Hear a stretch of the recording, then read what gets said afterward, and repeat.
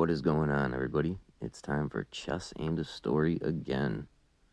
Man, yeah, weeks just fly by here, don't they? It feels like 2 days go by and I gotta do another one of these. Anyway, the year's 2000. I got my first full-time job, and I was a sophomore in high school, 10th grade. I got my first car, first full-time job. It was at the classic billiards parking lot, which had, knee-deep thick mob ties going on there, and I was at the restaurant upstairs. I was a manager and a key holder of the joint upstairs. So after my shift and I closed down the shop, I would always go downstairs and, mess around with the billiards. I'll try to pick up some pictures of the Earl of Pearl Strickland and Dennis Hatch, etc. Players that, I've met down there. But big mob gambling ring down there between like Leonardo, Vaccaro, Ranieri, and there's like Ralphie, Bill, big names down there. I'm Italian myself, and I mind my own business. I keep to my own. So I kind of got on the good graces of these guys. There's the normal pool hall with 20 tables on the floor. And then there's the VIP room, which is cut off and secluded from the rest of the pool hall. There's 3 tables down there.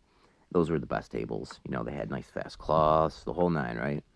And there'd be big money games going down in the back room. We're talking thousands of dollars a ball.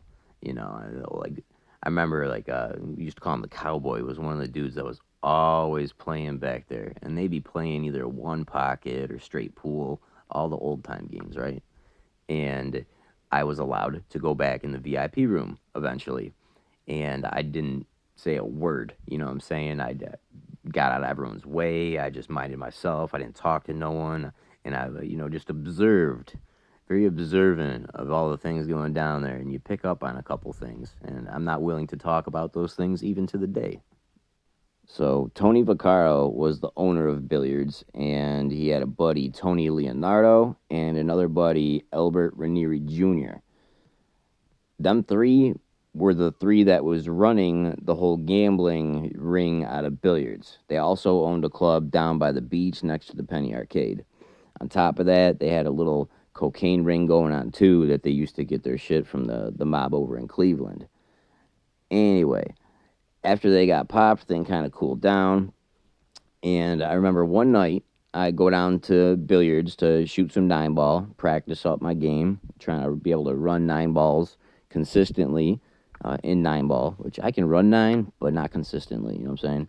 So Vaccaro, the owner, he's like, "Hey kiddo, you mind if you whip me together a sub?" I'm like, I got you. Don't worry about it. We just closed though. Go upstairs. Use the key, get inside, make him a sub. And I remember it was he wanted an Italian assorted with extra oil, which is basically ham, capricola, and salami. Nice toasted bun. Bring it down to him. Hey, thanks a lot, kiddo.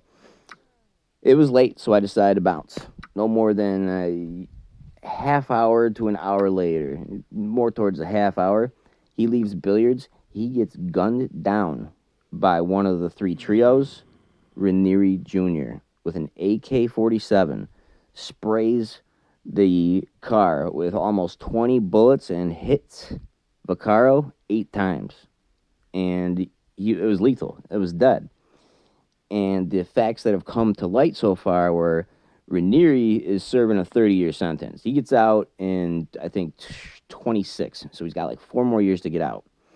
There was some heat coming down on the trio, not for the gambling, but for something else.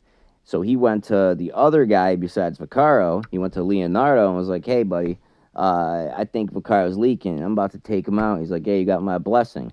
Come to find out, it was Leonardo was the one that was ratting. So, here goes. There was an AMSA truck robbery 10 years prior, and the dude that did the shooting and killed at Vaccaro was the driver of the armored cash truck. And Vaccaro and Leonardo, supposedly, it's never been proven, wink wink, has been in on it. They got $13 million in unmarked bills. $10 million in 20s.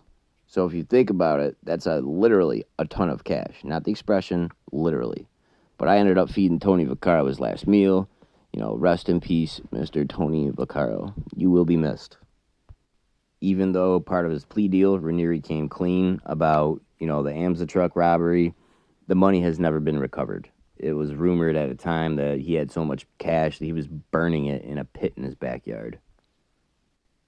Definitely some wild and crazy times back in the day. All that mob stuff going down at billiards. Looks like this will basically wrap up this game. Yep.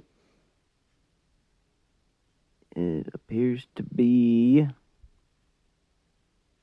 It should be checkmate in all circumstances. Well, I guess it doesn't matter. Let's find out in the analysis, though.